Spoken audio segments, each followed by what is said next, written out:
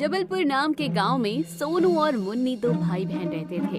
उनके माता पिता का देहांत कुछ वर्ष पहले ही हो गया था, जिसके बाद दोनों भाई बहन अकेले हो गए और जैसे तैसे इधर उधर छोटा मोटा काम करके अपना गुजर बसर करने लगे।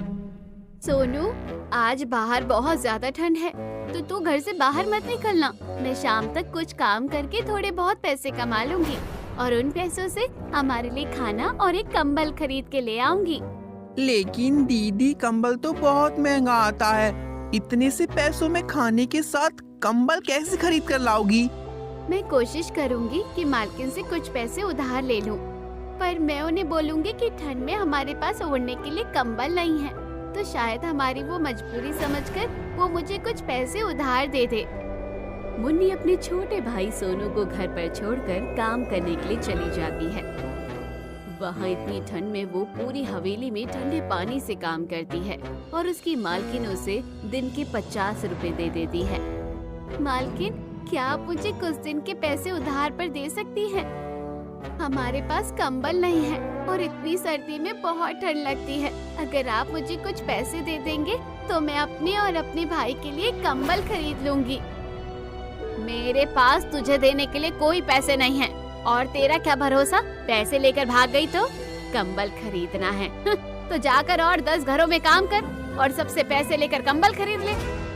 मुन्नी की मालकिन उसे पैसे नहीं देती और वहाँ से भगा देती है।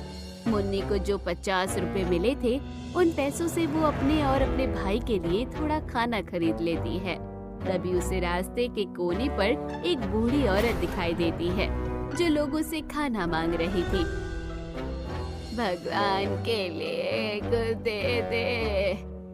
दे दो खाने को भैया, बहुत भूख लगी है। ये दादी माँ तो बहुत भूखी लग रही है, मैं इन्हें अपने खाने में से थोड़ा खाना दे देती हूँ। मुन्नी अपनी थैली से 2 रोटियाँ और सब्जियाँ निकालकर उस बूढ़ी औरत को खाने के लिए दे देती है। ये लीजिए दादी अम्मा, आप ये खाना खा लीजिए। तुम्हारा बहुत बहुत शुक्रिया बेटी, तुम बहुत नेक दिल हो। मैं इतनी देर से लोगों से खाने को एक रोटी मांग रही थी, लेकिन किसी ने मुझे कुछ नहीं दिया। मगर तुम एक छोटी सी बच्ची के अंदर कितनी दया है।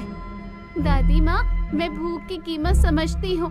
मेरे माता पिता नहीं हैं और कभी कभी हमारे पास इतने पैसे भी नहीं होते कि मैं और मेरा भाई 2 वक्त का खाना खा सके। इसलिए जब भी मैं किसी को भूखा देख